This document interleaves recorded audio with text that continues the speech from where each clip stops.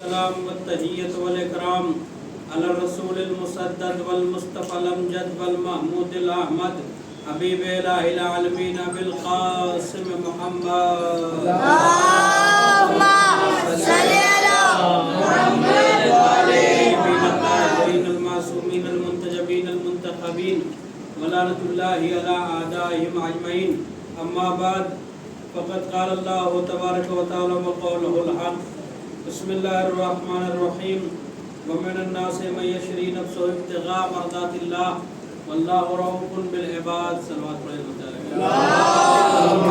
صلی علی محمد اس سے پہلے گفتگو کا آغاز کروں آپ حضرات سے گزارش ہے کہ ایک مرتبہ سورہ الحمد 3 مرتبہ سورہ اخلاص کی قرأت فرما کر مرحوم سید اظہر حسن جعفری ابن نظر حسن جعفری و انیس فاطمہ جعفری بنت صابر حسین نقوی مرحومین کی روح کو احسان فرمائیں. بسم اللہ الرحمن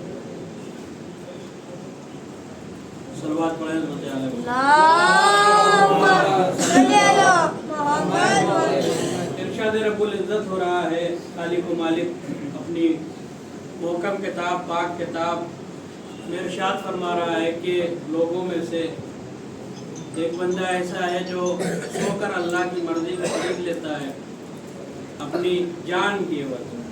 کل کی گفتگو اگر آپ کے اذان عالیہ میں محفوظ ہو تو میں نے عرض کیا تھا جناب ساسا بن سوہان نے شب ضربت میں مولا علی سے پوچھا تھا یا علی آپ افضل ہیں یا آدم. گفتگو جناب ابراہیم تک آئی تھی کہ جناب ساسا نے کہا کہ انت افضل ام آدم، آپ افضل ہیں یا آدم؟ مولا علی نے فرمایا انا افضل من آدم، کہا میں آدم سے افضل ہوں. تو دلیلیں جو پیش کی آپ حضرات کے اذان عالیہ میں ہوگی. اس کے بعد جب ساسا نے پوچھا کہ آپ افضل ہیں یا عیسیٰ افضل ہیں تو مولا علی نے فرمایا انا افضل من عیسیٰ، کہا میں عیسیٰ سے افضل ہوں. ساسا نے پوچھا مد دلیل علی ھذا، کیا دلیل ہے اس بات پر کہ آپ عیسیٰ سے افضل ہیں؟ مولا نے فرمایا کہ دلیل یہ ہے کہ جب عیسیٰ کی وقت ولادت کا وقت آیا، جناب عیسیٰ کی جب ولادت کا وقت آیا تو اللہ نے مادر عیسیٰ سے کہا کہ یہاں سے نکل جاؤ، بیت اللہ سے چلی جاؤ، یہ عبادت گاہ ہے، زچہ خانہ نہیں ہے، یہاں سے چلی جاؤ. مگر اے ساسا بن سوہان، میں علی وہ ہوں کہ جب میری وقت ولادت کا موقع قریب آیا تو اللہ نے میری ماں فاطمہ بنت اسد سے کہا آ جاؤ خانہ کعبہ میں. صلوات پڑھیں رحمت اللہ.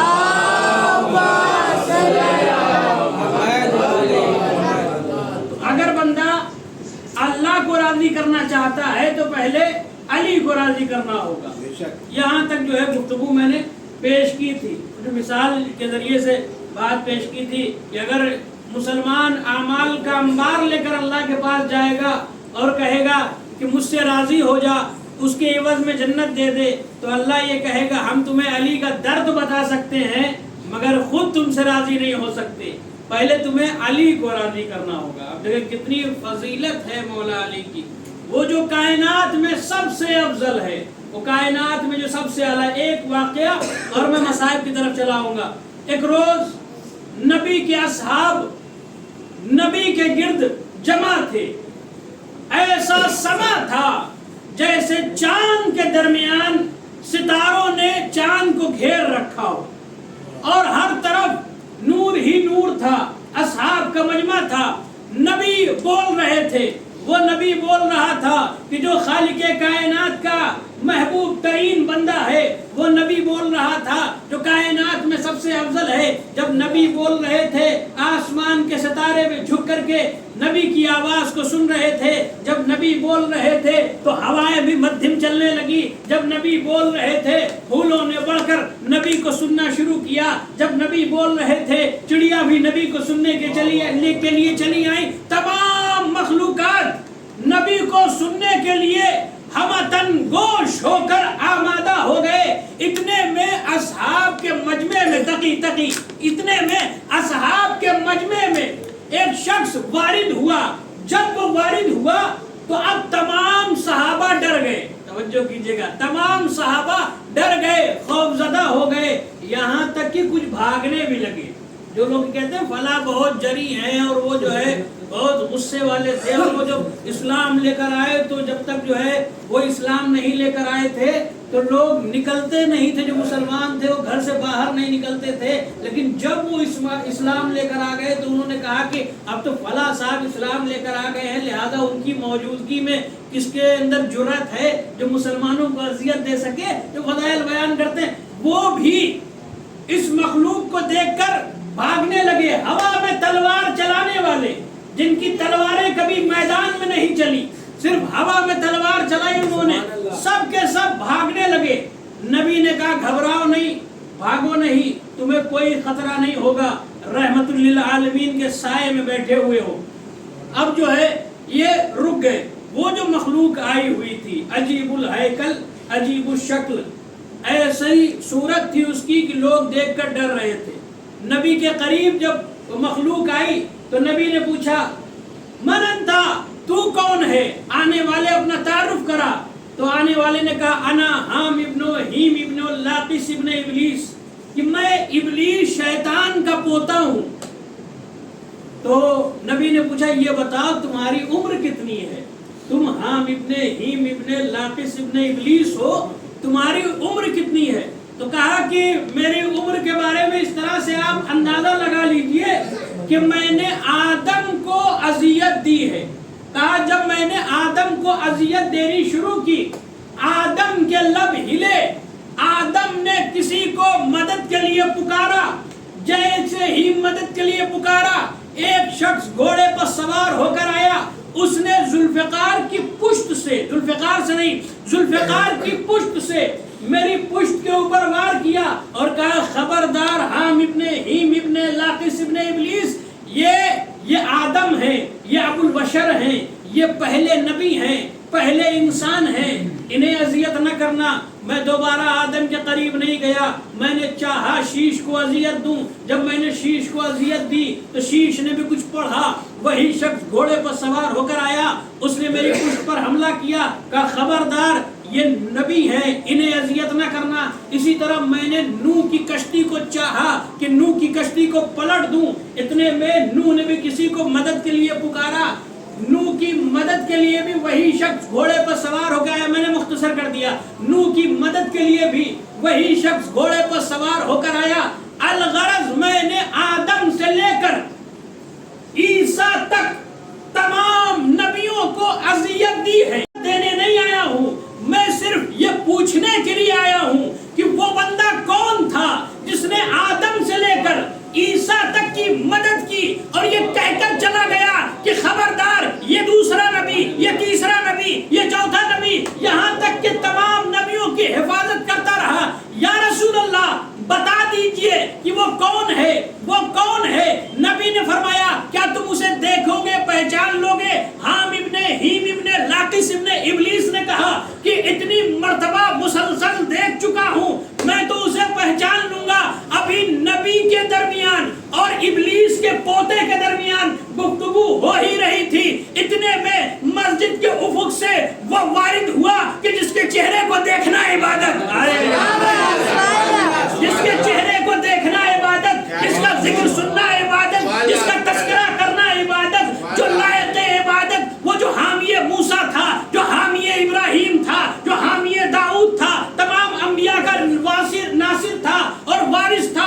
اب جیسے ہی مسجد کے افق سے پہلا امام ظاہر ہوا، نبی نے کہا ذرا علی قریب آؤ، علی کو قریب بلایا، علی دو زانو ہو کر نبی کے پاس ادب سے بیٹھ گئے، جیسے آپ تشہد میں بیٹھتے ہیں، ادب سے بیٹھ گئے۔ ایک مرتبہ نبی نے علی کے یہاں ہاتھ لگایا اور لگانے کے بعد علی کے چہرے کو بلند کیا اور ایک مرتبہ حام ابن ہیم ابن لاقس ابن ابلیس کی طرف رک کر کے خطاب کر کے کہا ذرا دیکھو تو صحیح یہ وہی بندہ تو نہیں۔ اب جیسے ہی حام ابن ہیم ابن لاقس ابن ابلیس نے علی کو دیکھا، اس طرح سے خوف زدہ ہو کے وہاں سے دور چلا گیا اور کانپتے ہوئے کہنے لگا اللہ کی قسم آدم سے لے کر عیسیٰ تک کی نصرت کرنے والا کوئی نہیں تھا سوائے اس علی کے۔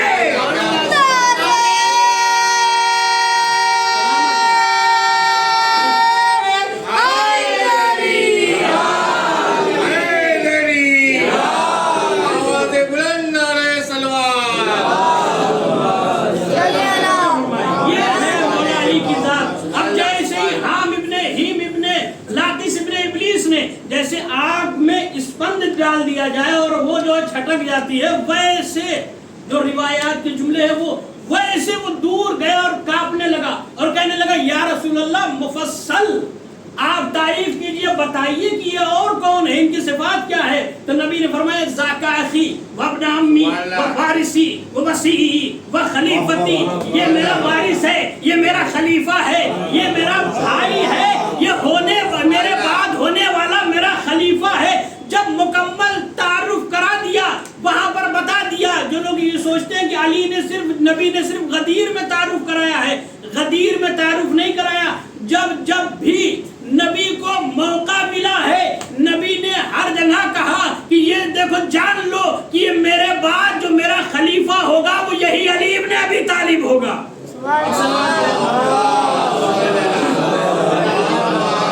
بس میں نے تمام کر دی، یہ میرا خلیفہ ہوگا، میرا جانشین ہوگا۔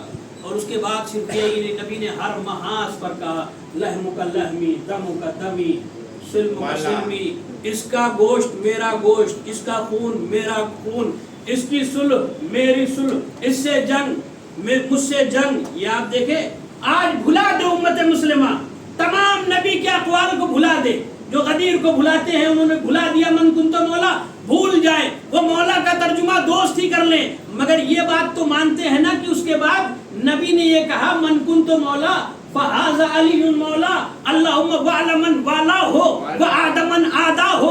مالک تو اس سے دشمنی رکھ جو علی سے دشمنی رکھے، تو اس کو دوست رکھ، سب نے لکھا۔ یہ بات تو مانیں گے نا، وہاں مولا میں اختلاف ہے، ٹھیک ہے آپ اختلاف کیجئے، مگر یہ تو مانیں گے نا کہ نبی نے فرمایا اللہم وعلا من والا ہو وعاد من آدا ہو۔ جو علی کا دشمن ہے وہ میرا دشمن ہے، جو علی کا چاہنے والا ہے وہ میرا چاہنے والا ہے۔ اب جائے امت مسلمہ فیصلہ کرے، مجھے نہیں اعتراض ہے، جسے چاہے خال المومنین کہہ لو، جسے چاہے خال المسلمین کہہ لو، جسے چاہے امیر المومنین کہہ لو، جس معاویہ کو چاہے جو خطاب دے دو، اس کے سینے میں جو تمغہ لگا لو، مگر جا کے تاریخ سے پوچھو کہ کیا اس نے مولا علی سے جنگ کی یا نہیں کی؟ اگر جنگ کی تو پھر اب نبی کی حدیث کو تاریخ سے ملائیے۔ نبی نے کہا علی سے جنگ، مجھ سے جنگ، اب جنگ، تو اب جو خالد مومنین کا تمغہ معاویہ کو دیتے ہیں، وہ یہ بات یاد رکھ لیں کہ جو وہ علی کے مقابلے آیا تھا، صرف علی کے مقابلے نہیں آیا تھا، نبی کا دشمن تھا، نبی کا دشمن تھا۔ اور جو نبی کا دشمن ہوگا وہ خدا کا دشمن ہوگا، اور جو خدا کا دشمن ہوگا وہ رضی اللہ نہیں ہوگا، وہ لعنت اللہ ہوگا۔ عجیب پتہ نہیں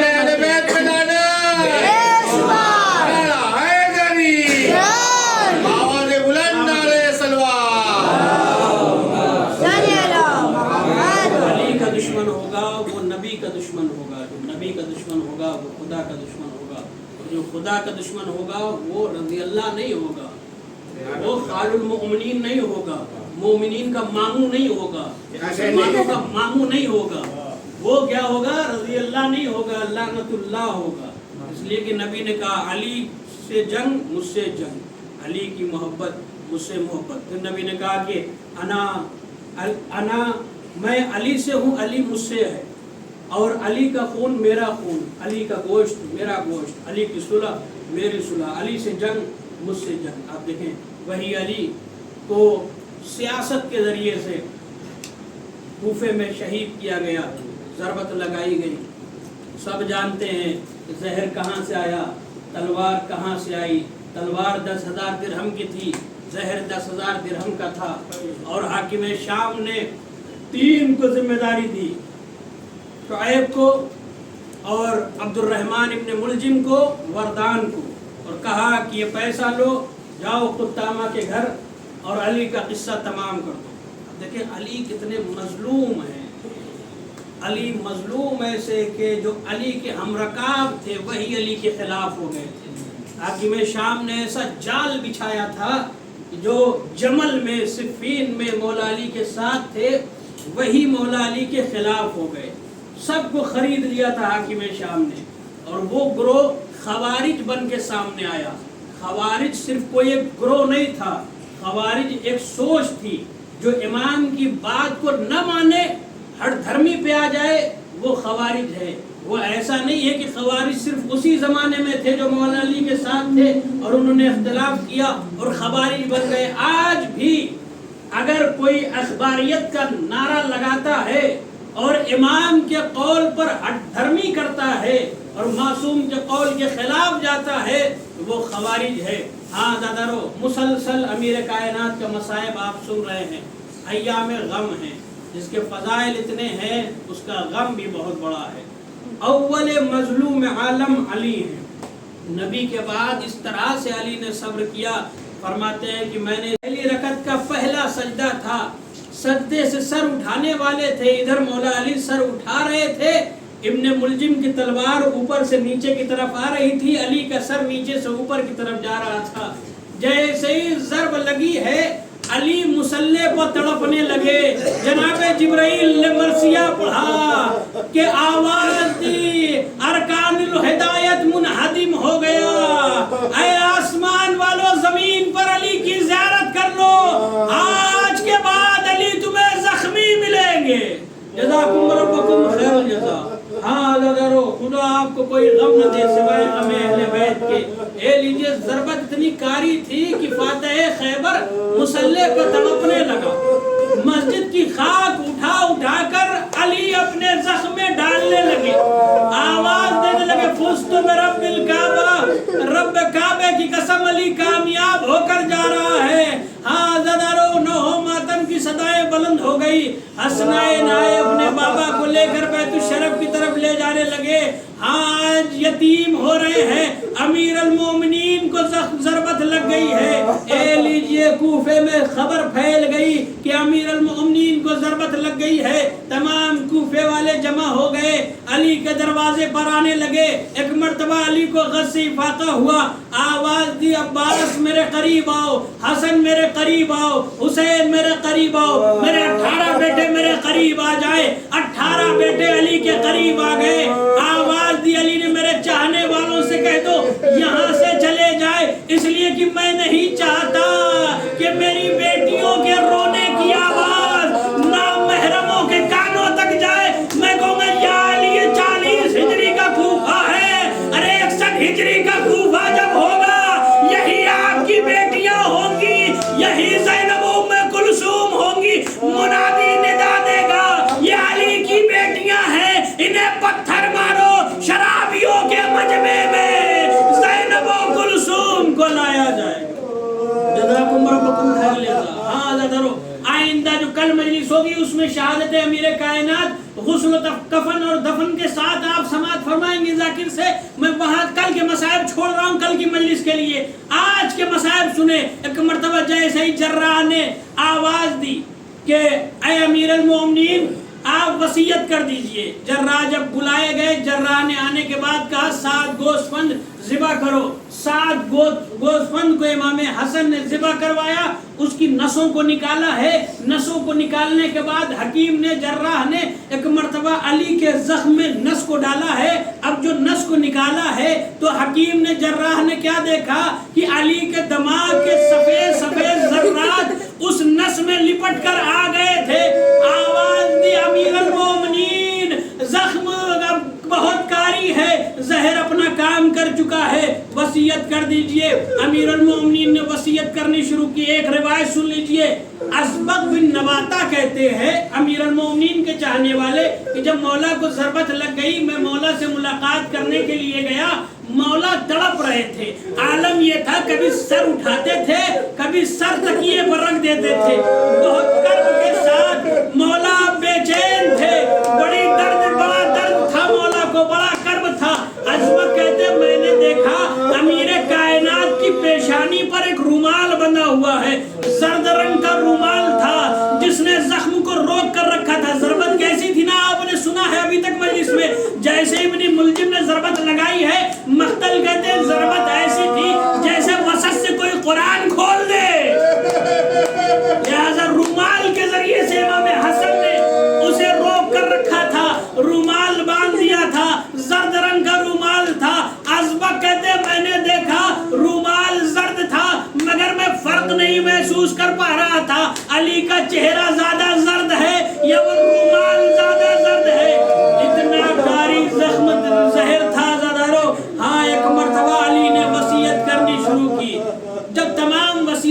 دی. ایک مرتبہ زینب سے کہا زینب ذرا نیچے جھکو.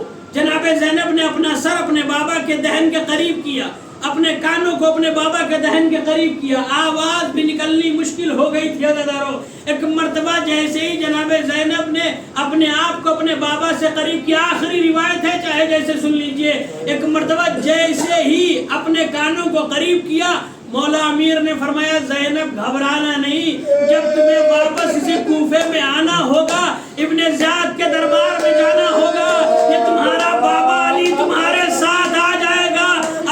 وقت گزرتا گیا, وقت گزرتا گیا, دن گزرا, لمحہ گزرے, ہفتے گزرے, سال گزرے, یہاں تک کہ سن 61 ہجری آ گئی. جب جناب زینب آئی ہے اسیر ہو کر اسی کوفے میں, ایک مرتبہ جناب زینب چلتے چلتے رک گئی. زینب رکی, سر حسین رکا, نیزے پر وہ جو سر تھا, سر حسین تھا نیزے پر, وہ نیزہ رک گیا. ایک مرتبہ شمر آگے بڑھا, تازیانے کو ہوا میں لہراتا ہوا آیا ہے سید سجاد کے پاس, آن کے کہتا اپنے بابا کے سر سے کہو کہ وہ آگے بڑھے. سید سجاد آگے بڑھے, آواز دی بابا اب تازیانے کھانے کی سکت نہیں ہے, بابا آگے بڑھئے. بابا آگے کیوں نہیں بڑھ رہے ہیں؟ ایک مرتبہ سر حسین سے آواز آئی جب تک میری زینب نہیں آگے بڑھے گی یہ سر حسین بھی آگے نہیں بڑھے گا.